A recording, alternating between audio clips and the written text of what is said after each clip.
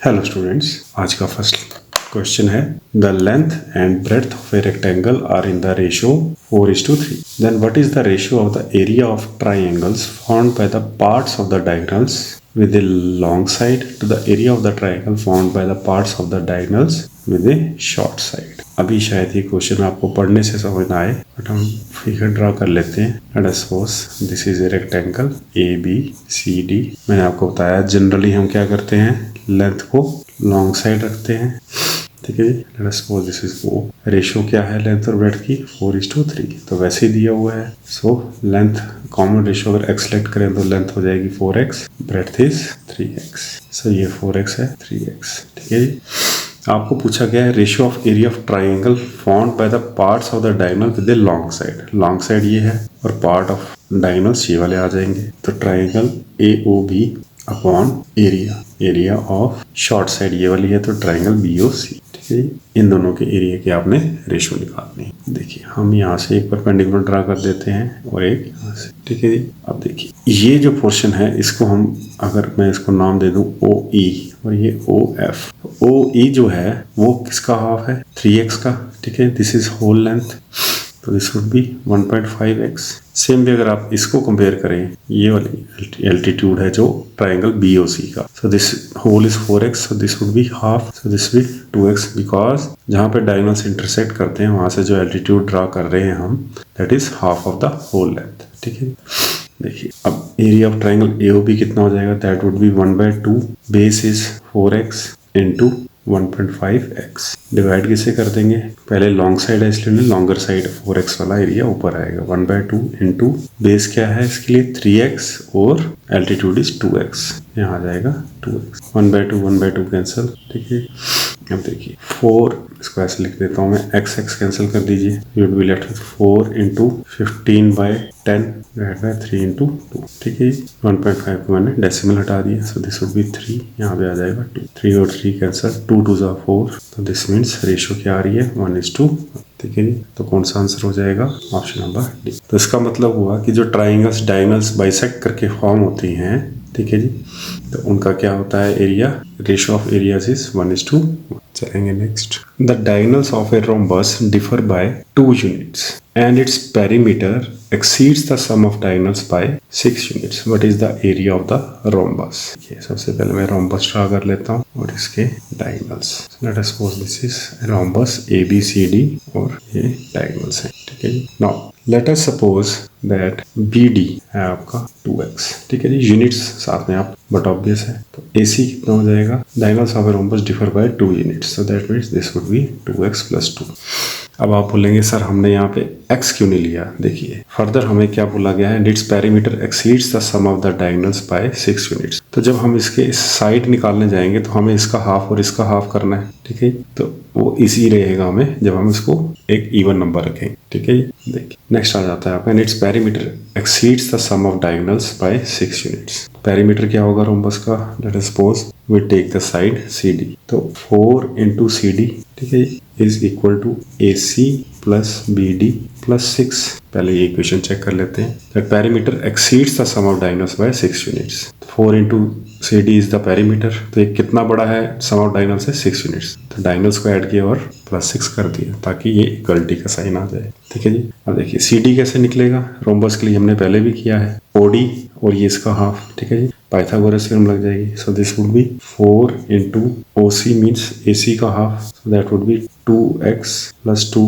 Divide by 2 का whole square. ठीक है. अगर ये नहीं समझ आ रहा साइड पे कर लेते हैं. प्रॉपर्टी होती है रोम्बस की that diagonals bisect each other at right angles. तो ये कितना हो जाएगा? This would B 2x plus 2 divide by 2. ऐसा क्वेश्चन हमने पहले भी किया हुआ है, 2x/2. अब अगर आप इस ट्राइंगल को ऐसे में बना दो तो दिस वुड बी O, यहाँ लिख लेंगे C और D. 2x plus 2 divide by 2 और ये हो जाएगा 2x/2.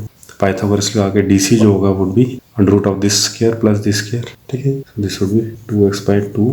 ठीक है जी. ये आ गया आपका 4 इंटू CD. इस साइड आप AC और CD BD की वैल्यू पुट कर देंगे. 2x plus 2 plus 2x plus 6. ठीक है जी. यहाँ तक क्लियर है. नो 4 इंटू ये कितना हो जाएगा? 2 अगर कॉमन निकाल लेंगे तो दिस वुड बी, देखिए मैं यहाँ साइड पे कर देता हूँ, 2 common, x plus 1 divide by 2. आप इसको पूरा स्क्वायर में रखेंगे. ये कैंसिल हो जाएगा, x प्लस 1 का होल स्क्वायर रह जाएगा, प्लस यहाँ 2 सीधा कैंसिल, ये आ जाएगा x का whole square is equal to 4x plus, ठीक है जी ना। अब आप क्या करेंगे, स्केयरिंग कर सकते हैं। पहले इसको यहाँ कॉमन ले लेते हैं, यहाँ पे कॉमन क्या आ जाएगा 4 ब्रैकेट में आ जाएगा x प्लस 2। अब हमें अंडर रूट हटाना है तो क्या करेंगे, स्केयरिंग ही कर सकते हैं। सो दिस वुड बी, पहले यहाँ 4 और 4 कैंसिल कर, this would be x plus 1 का होल स्क्वायर प्लस x का whole square is equal to x plus 2 का होल स्क्वायर ना। अब आप ब्रैकेट्स ओपन कर सकते हैं। So this would be x square plus 1 plus 2ab 2 dot x dot 1 plus x square is equal to x square plus 4 plus 2 dot 2 into x is 4x। ठीक है, एक x square cancel हो जाएगा तो you would be left with x square. ये 4x इस side आएगा तो क्या हो जाएगा 2x और 4x minus 2x plus 1 minus 4 would be minus equal to 0। ठीक है, अब आपने इसको सॉल्व करना है। देखिए -3 चाहिए, यहाँ पे क्या है प्रोडक्ट कितना है -3 -1 इंटू यहाँ पे होता है 1, प्रोडक्ट कितना चाहिए हमें -3 और सम कितना चाहिए -2। तो कैसे हो सकता है -3, देखिए x square -3x plus x -3 equal to 0। देखिए ये हो जाएगा -2x और -3 इंटू 1। तो दिस इम्प्लाइज, यहाँ पे आप x कॉमन ले सकते हैं, ब्रैकेट में आ जाएगा x -3, तो यहाँ पे क्या कॉमन ले सकते हैं +1 x -3। So this implies x -3 जब कॉमन लेंगे आंसर क्या रह जाएगा x प्लस 1 का इक्वल टू 0। ठीक है जी, अब जा तो either x -3 is equal to 0 और we can say x plus 1 is equal to 0। x कितना आ जाएगा 3, x आ जाएगा -1। तो -1 की वैल्यू तो हम डिस्कार्ड करेंगे तो x आ जाएगा 3। आपको निकालना क्या है, area of rhombus. So that is 1/2 diagonal 1 into diagonal 2। So that would B, और यहाँ वैल्यू पुट कर दीजिए 3, तो ये कितना हो जाएगा BD कितना हो जाएगा, BD वुड बी 2 इंटू 3 6 और AC कितना हो जाएगा, that would B 2 into 3 plus 2 6 और ये 8। ठीक है, दिस इज 6.8 2 3 8 3 जा 24। तो आपका एरिया कितना आ गया 24 स्क्वायर यूनिट्स। तो कौन सा ऑप्शन बन जाएगा, ऑप्शन नंबर सी। ठीक है जी, आई होप ये क्लियर हुआ होगा। ये हमने क्वेश्चन पहले भी किया हुआ है सर, जिसके अंदर हमने साइड्स निकाली और ये इस तरह लेट किया गया, मैंने ऐसे लेट किया कि डिवाइड बाय 2 में कोई दिक्कत ना आए। ए triangle and a parallelogram have equal areas and equal bases. If the altitude of the triangle is k times the altitude of the parallelogram, then what is the value of k? Easy question है। देखिए equal basis है, triangle का area किसके बराबर होता है 1/2 base into altitude, और parallelogram का होता है बेस इंटू हाइट कह लीजिए या अल्टीट्यूड कह लीजिए। यहाँ पे अल्टीट्यूड कर देते हैं A1।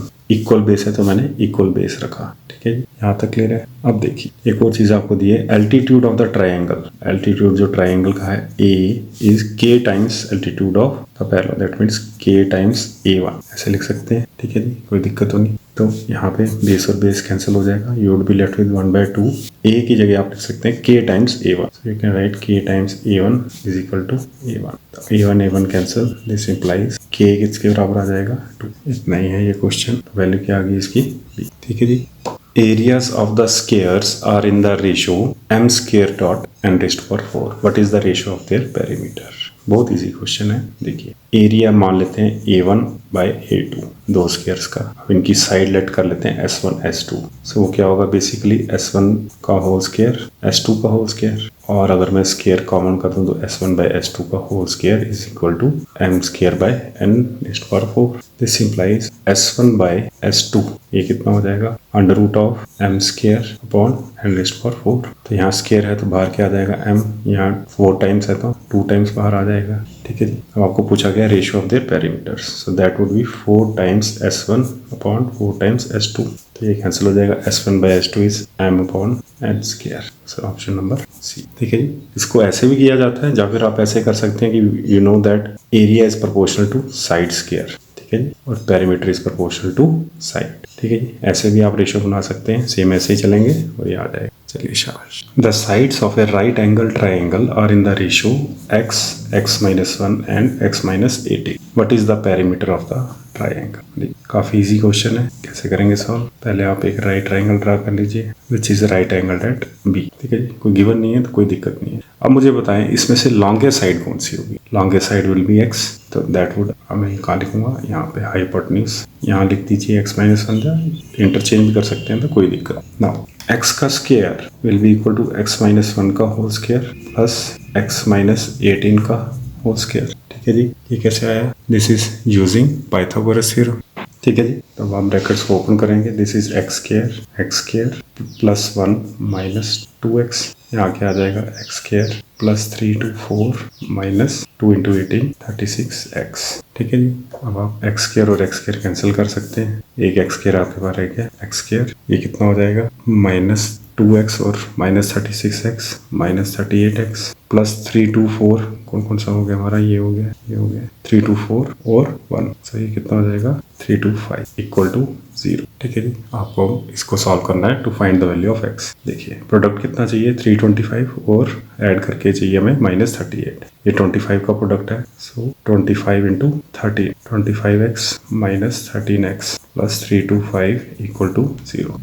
मोस्टली बच्चों को ये स्प्लिट करने में प्रॉब्लम आ जाती है। अगर ये आपसे नहीं हो पा रहा तो आपके पास सिंपल फॉर्मूला मैंने आपको बताया हुआ है। डिस्क्रिमिनेंट निकालना है आपने, बी स्क्वायर माइनस 4ac और एक्स कितना आ जाता है? Minus B plus minus under root of D upon 2। ठीक है जी, आप चेक कर लेंगे। 25 4 जा 100, 25 3 4 जा 100 हो जाता है, तो 12 से आ जाएगा 300, एक रह गया तो 325। नाउ एक्स कॉमन लेंगे तो क्या आ जाएगा ब्रैकेट में? एक्स माइनस 25 माइनस 13, इसको मैं लिख सकता हूँ 25.13। जब 13 बाहर रखा तो मेरे पास अंदर माइनस बाहर, तो ये आ जाएगा X minus 25 equal to 0। X minus 25 common, यहाँ क्या आ जाएगा? X minus 13 equal to 0। ठीक है जी, यहाँ तक क्लियर है। अब आप देखेंगे एक्स किसके बराबर आ जाएगा? 25 या फिर 13। ठीक है जी, अब देखेंगे, देखिए अब इसमें से कौन सी वैल्यू रखनी है ये हमें पता चलेगा। एक्स माइनस 1 और एक्स माइनस 18 से। 13 माइनस 1 12, 13 माइनस 18 नेगेटिव, सो ये डिस्कार्ड हो जाएगी। तो आपके पास क्या आ जाएगी वैल्यूज? पहले 25 माइनस 1 24 और 25 माइनस 18 इज 7। अब आपसे पूछा गया पैरामीटर, तो इनको ऐड कर लीजिए। 25 24 49 और 7 56 यूनिट्स। ठीक है जी, तो आंसर आ जाएगा। स्टार्टिंग में आपको may be splitting the middle term थोड़ा सा डिफिकल्ट लगे, बट जब आप प्रैक्टिस करेंगे, खूब प्रैक्टिस करेंगे, तो आपको ऑटोमेटिकली पता चल जाएगा कैसे फैक्टर्स आपने निकालने हैं। ठीक है जी, मैंने इस पर सेपरेट वीडियो भी बनाई हुई है, go and watch that video. चलेंगे शाबाश नेक्स्ट। देखिए students, next question. A person wishes to fence 375 metre square rectangular garden. ठीक है जी, तो ये क्या आ गया आपका? wishes to fence, ये आ गया area. He has 65 meters of barbed wire and is able to fence only 3 sides of the garden. What is the perimeter of the garden? तो एक छोटा सा यहाँ पे फिगर ड्रा कर लेता हूँ। Let us suppose this is x और ये है y। x into y कितना आ जाएगा? That would be 375। ठीक है, और 2x मान लीजिए, 3 साइड्स यहाँ पे कर देता हूँ। 3 साइड्स हैं ये वाली। इसका ये मतलब नहीं है ये इक्वल है, मैंने ये आपको डिनोट करने के लिए बताया। एक ये साइड, एक ये साइड और एक ये साइड अगर बाब कर पाया वो, that means he is able to बाब 2x plus Y which is equal to 65। ठीक है जी, अब आपको क्या निकालना है? Perimeter of the garden. For that we need the value. अब उसके लिए क्या करेंगे हम? देखिए x इंटू वाई इज 375 और 2x प्लस वाई इज 65। या तो आपने सिंपली इसको वैल्यूज पुट कर सकते हैं। देखिए क्या वैल्यू हो सकती है जिसपे ये वैल्यू दे, तो that means x late us suppose 25 और y कितना? 15। देखिए 2 इंटू 25 50 प्लस 15 इज 65। अब 25 इंटू 15, 25 इंटू 4 इज 100। अभी हमने किया 25, 12 से कितना हो जाएगा? 300 और 3 रह जाएगा 375। सब आप इसको ऐड कर सकते हैं। 25 इंटू 2, 15 इंटू 2, 50 और 30, तो आपका पेरीमीटर आ जाएगा 80 मीटर्स। ऑप्शन कौन सा बन गया? Option number A. इस प्रोसेस को हम कहते हैं आइट्रेशन। ये आप इसमें वैल्यूज डालेंगे, ठीक है जी, और चेक करेंगे कौन सी वैल्यू पे ये आ सकता है। ठीक है जी, 2 sides of a triangle forming a right angle, right triangle are 6x square है 2x स्क्वायर माइनस 1। ठीक है जी, देखिए जब उसने ऐसा कह दिया कि forming a right triangle, that means यहाँ पे राइट एंगल है उसके एडजेसेंट वाली, एक 6x स्क्वायर और एक 2x स्क्वायर माइनस 1, ठीक है। If the area of the triangle is 84 square units, so that means I can write 1/2 dot 6x square dot 2x square minus 1 is equal to 80। यहाँ से 3 क्या आ जाएगा, 3x square 2x square minus 1 is equal to 84। 3 यहाँ से cancel कर दीजिए, यहाँ पे क्या आ जाएगा, 3 2 जा 6 और 24, तो 3 8 जा, so I can write x square 2x square minus 1 is equal to 28।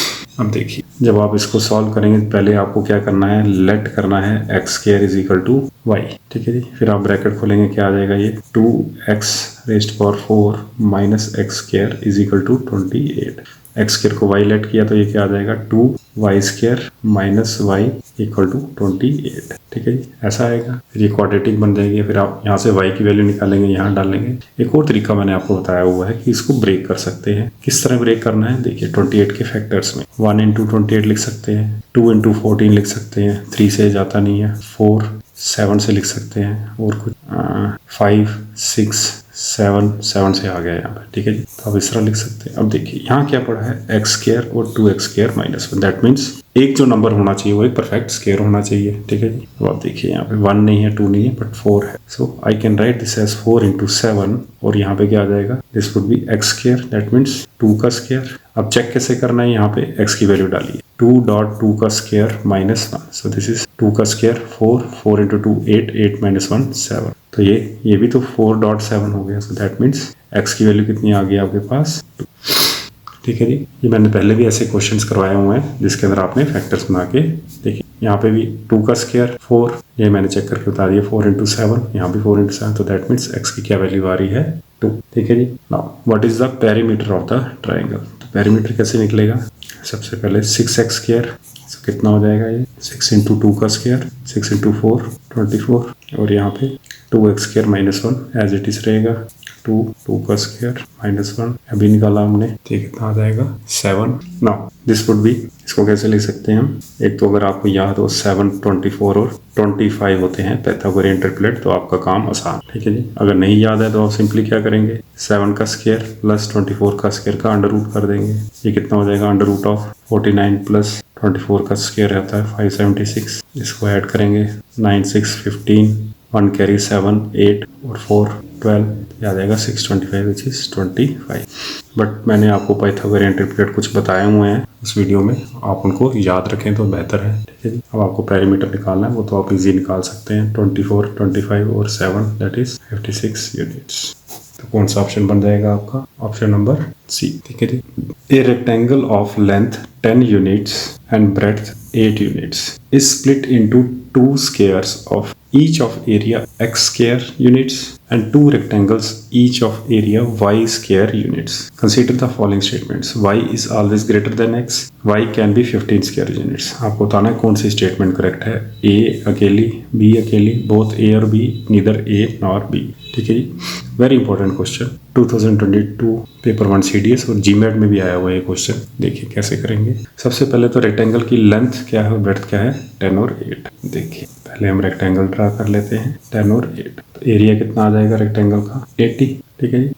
अब इसको स्प्लिट किया गया है 2 स्क्वायर्स में, each of area x square units, तो दैट मीन्स ये एरिया को स्प्लिट किया होगा आपने, ठीक है जी। तो that means twice of x being area of the square plus twice of y क्या है, एरिया, क्योंकि हम नॉर्मली x और y क्या लेते हैं, लेंथ, तो कंफ्यूज नहीं करना है अपने आप को। These are areas of the square, x है एरिया ऑफ स्क्वायर्स जो 2 है, तो भाई मैंने 2 मल्टीप्लाई कर दिया, सिंगल का x है, और y है एरिया ऑफ रेक्टेंगल, ठीक है जी, शुड बी इक्वल टू 80, ठीक है जी। दिस इंप्लाइज 2 अगर कॉमन ले लेंगे तो x प्लस वाई किसके बराबर आ जाएगा, 40 के, ठीक है जी। अब ध्यान से समझिएगा क्वेश्चन, ये है एक एरिया स्क्वायर का और एक है एरिया ट्राइंगल का। एरिया स्क्वायर का जो होता है वो क्या होता है, साइड का स्क्वायर, दैट मीन्स हमें 40 के नीचे कुछ परफेक्ट स्क्वायर ढूंढने पड़ेंगे। देखिए सबसे पहले क्या आ जाएगा 6 का, ठीक है जी, 36, तो I can write 36 plus 4 being area of the rectangle, और 36 किसका आ गया, यहाँ पे लिख देता हूँ, ये स्क्वायर का लिखेंगे और ये रेक्टेंगल का 40,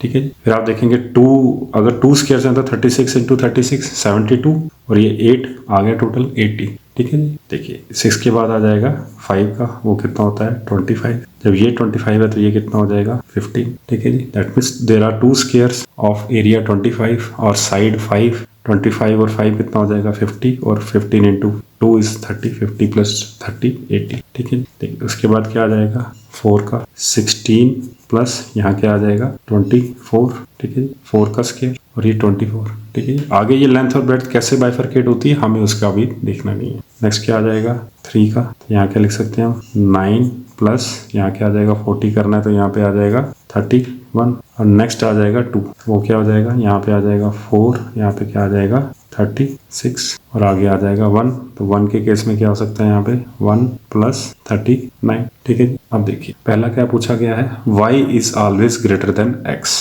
देखिए y क्या है, y बीइंग, इसको मैं y से रिप्रेजेंट करूंगा, इसको x से।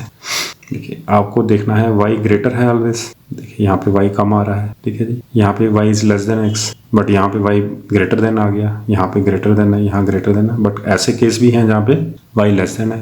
That means this case is discarded. देखिए ये वाला केस है आपके पास y is less than x, y being area of rectangle.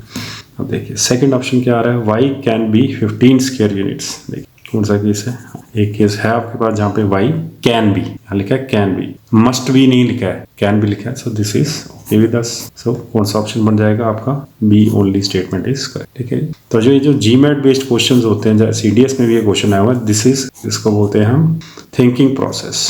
आपका थिंकिंग प्रोसेस कैसा है, कैलकुलेशन पार्ट कम होता है इसमें, थिंकिंग प्रोसेस ज्यादा होता है। ठीक है। आई होप ये क्लियर हुआ होगा आपको। ठीक है जी।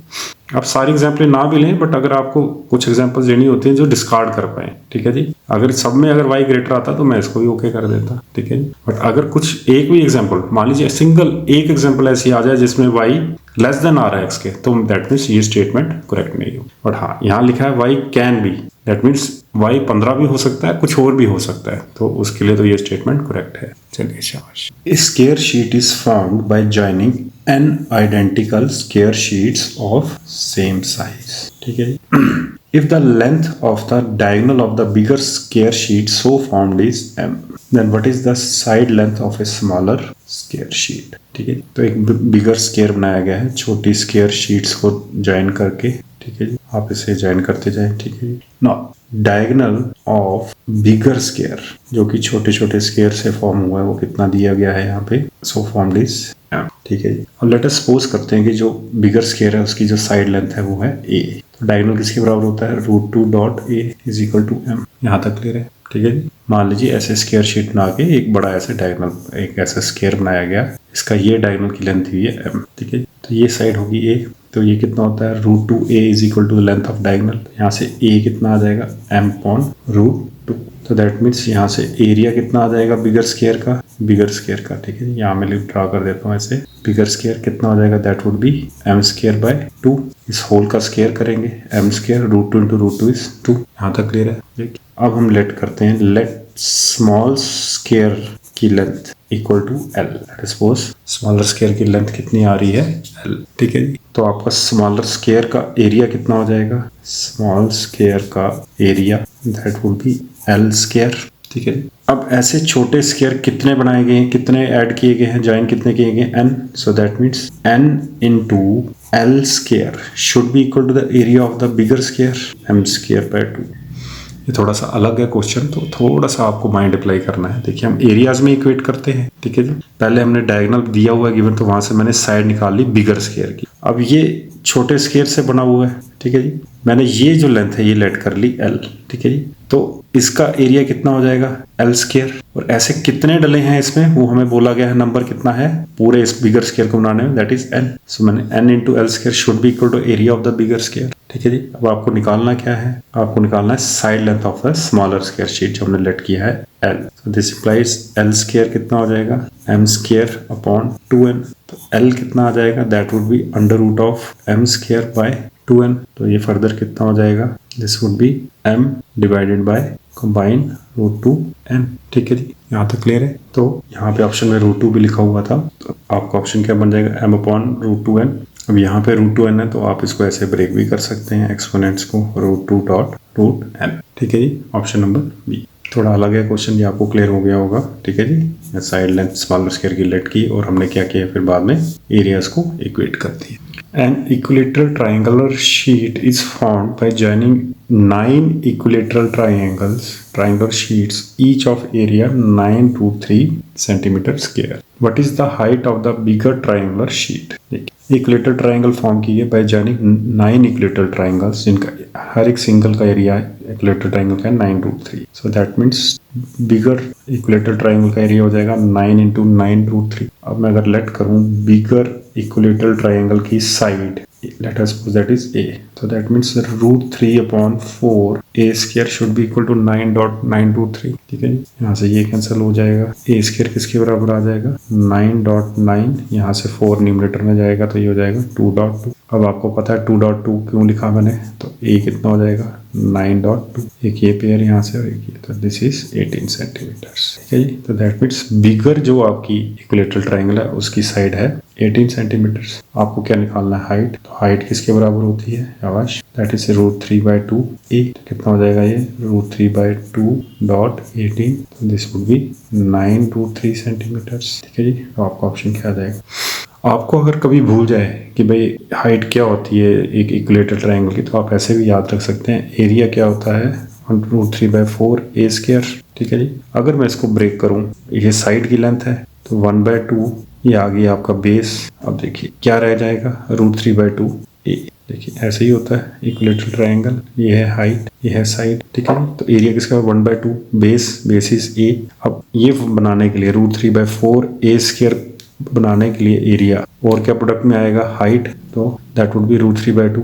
अब देखिए √3 2 into 2 4 √3/4 a square. So this is basically height. ठीक है, आप ऐसे भी याद रख सकते हैं इसको. चलिए शाबाश. If the perimeter of an isosceles triangle is 4 bracket 2 + √2 centimetres. ठीक है जी, then what is its area in square centimetres. Isosceles triangle ऐसी होती है. ठीक है जी, isosceles right triangle. Let us suppose this is an isosceles right triangle with side A और A. देखिए याद रखिएगा जब भी आपको isosceles right triangle आए तो आप इसको ऐसे स्क्वायर से ही देख सकते हैं. इसका हाफ ये A होता है तो डायगोनल कितना हो जाता है √2a बीइंग दी साइड्स इक्वल. अब इस ट्राइंगल की प्रॉपर्टी और इस ट्राइंगल की प्रॉपर्टी स्पेसिफिकली सेम ही है क्योंकि ये दोनों साइड्स इक्वल है, तो ये कितना हो जाएगा this would B √2 into a. ठीक है, यहाँ तक क्लियर है. देखिए सेम स्क्वायर में भी आप डायगोनल की लेंथ √2a कैसे निकालते हैं, यहाँ कर लीजिए right triangle isosceles a square plus a square is equal to AC square. तो ये कितना हो जाएगा 2a स्क्वायर, तो AC कितना आ जाएगा √2 डॉट a. ठीक है, सो दैट मीन्स पेरीमीटर दिया हुआ है आपको 4 2 + 2 √2, तो ये हो जाएगा a plus √2 dot a is equal to 8 + 4 √2. ठीक है जी, now I can write this as 2a plus a dot √2 या √2 डॉट a लिखें इक्वल्स 4 √2. ठीक है, नाउ देखिए 2 यहाँ पे a √2 को अगर आप इससे कंपेयर करें तो आपका a की वैल्यू क्या आ जाती है 4, और 2a को 8 से कंपेयर करें तब भी आपके पास क्या आ जाता है 2 into 4 is 8. So I can write a is equal to 4. ठीक है, अब आपसे पूछा क्या गया है what is the area in square centimeters. तो यहाँ पे क्या हो जाएगा ये 1/2 base into altitude 4 2 so this would be 8 square units. ठीक है जी, द सेंटीमीटर स्क्वायर. ऑप्शन बन जाएगा ऑप्शन नंबर ए. अब इस क्वेश्चन में हमने सीखा कि आइसोसेलेस राइट ट्राइंगल का जो हाइपोटेन्यूज होता है that is always equal to √2 dot a. ये भी अब आपने नोट्स में ऐड करना. अगर ये भूल जाएं आप तो आप स्क्वायर का हाफ पोर्शन को आप देख लें तो आपको स्क्वायर का तो डायगोनल लेंथ √a होती है, और same this represents isosceles right triangle. क्यों, क्योंकि आइसोसेलेस राइट ट्राइंगल में एंगल भी 90 डिग्री होगा और एडजेसेंट साइड्स इक्वल होंगी. ठीक है जी, चलिए शाबाश. The diagonal of a square is 12 √2 centimeter and the area of an equilateral triangle is 64 √3 square centimeter. देखिए यूनिट सेम है. Which of the following statements is are correct. The square and triangle have same perimeter. 4 times the area of the square is equal to 3 √3 times the area of the triangle. आपको बताना है इसमें से कौन सी statements correct हैं. GMAT में भी आया हुआ है क्वेश्चन. देखिए डायगोनल स्क्वायर का है 12 √2. अगर मैं साइड को यहाँ लिख देता हूँ स्क्वायर, यहाँ पे आ जाएगा इक्विलेटरल ट्राइंगल। देखिए स्क्वायर का जो डायगोनल है वो कितना है 12√2 और वो किसके रहा साइड अगर मैं इसकी लेट कर लेता हूँ a तो √2a should be equal to 12√2। ठीक है जी, √2 कैंसिल तो a कितना आ जाएगा आपका 12। अब आपको पेरीमीटर निकालना है। पेरीमीटर कितना होता है स्क्वायर का 4 × 12 कितना हो जाएगा 48 सेंटीमीटर और एरिया कितना हो जाएगा 12 का square is equal to 144 centimeter square. ठीक है जी, अब इक्विलेटरल ट्रायंगल का एरिया कितना दिया हुआ है 64√3 that means √3/4 a square should be equal to 64√3। यहाँ पे भी साइड इसको a1 कर देते हैं इक्विलेटरल साइड ताकि यहाँ a लिखा है यहाँ a1 √3 कैंसिल a1 स्क्वायर कितना हो जाएगा 64.4। अब देखिए a1 कितना हो जाएगा इसको मैं ऐसे लिख सकता हूँ 8 × 8 × 2 × 2 दो पेयर बन गए तो यहाँ आ जाएगा 8 × 2 विच इज 16 सेंटीमीटर। अब इसका पेरीमीटर कितना आ जाएगा दैट वुड बी ट्राइंगल का perimeter 3 times a1 so this would B 3 × 16 which is again 48 centimetre. देखिए जो पहला है the square and triangle have same perimeter तो ये तो आपका ओके हो गया। अब आपने इसका निकालना है एरिया आपको गिवन है 64√3 4 times the area of square 4 × 144 is equal to 3√3 times the area of triangle। यहाँ पे लिख देंगे 3√3.64.√3। ठीक है जी, यहाँ तक क्लियर है ना। अब इसको ब्रेक कर लेते हैं। We can write this as 2 × 2 और ये कितना हो जाएगा 12.12। ठीक है, ये भी मल्टीप्लाई ही है। यहाँ पे क्या आ जाएगा 3.3 √3 × √3 वुड बी 3। ठीक है जी, ये वाला 3 है दिस वुड बी 8.8। अब देखिए 12 × 2 24 8 × 3 24 अगेन 12 × 2 24 और यहाँ पे भी 24 बन रहा है so that means these are equal also. ठीक है जी, दैट मीन्स ये स्टेटमेंट भी करेक्ट है। तो आपका ऑप्शन कौन सा आ जाएगा option number both A and B are correct. ठीक है जी, बहुत बढ़िया क्वेश्चन था। चलेंगे नेक्स्ट। आज का लेक्चर यहीं तक, थैंक यू। और वही बात आप बोलेंगे बार बार रिपीट करते हैं 1 से 2 घंटा रोज डिवोट करना है और साथ में स्पोर्ट्स जरूरी है रोज का। स्पोर्ट्स यानी गेम्स खेलनी है, फिजिकल एक्टिविटी। ठीक है, अगर आप एग्जाम प्रिपरेशन मोड में हैं तो ये दोनों चीज़ें आपके लिए बहुत इंपॉर्टेंट है। और मैं आपको बार बार बोल रहा हूँ 8th 9th और 10th की NCERTs मैथ की जरूर पढ़े अगर आप कोई भी एग्जाम को क्लियर करने का सोच रहे हैं जिसमें मैथ्स इन्वॉल्व है। ठीक है जी, thank you, bye bye, take care.